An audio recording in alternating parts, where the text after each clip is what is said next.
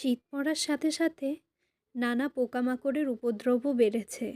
কদিন আগে শ্যামা পোকার উপদ্রব ছিল, আজ হঠাৎ এই উই পোকার উপদ্রব হয়েছে। আর ঠান্ডা বা শীতের আভা পড়লেই চারিদিকে কুয়াশা এবং এই স্ট্রিট লাইটের নিচে নানা ধরনের পোকামাকড় দেখা যায়।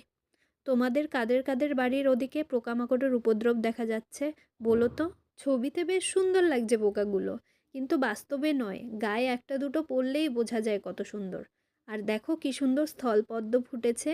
অন্ধকারে আমি তোমাদেরকে সুন্দরভাবে দেখাতে পারছি না, পরের দিন দিনের আলো থাকতে থাকতেই তোমাদেরকে দেখাবো। আর এদিকের এই ফুলগুলোর নাম আমি ঠিক জানি না। এগুলো লাল আর পিঙ্ক কালারের, 12 মাস ফুটে থাকে।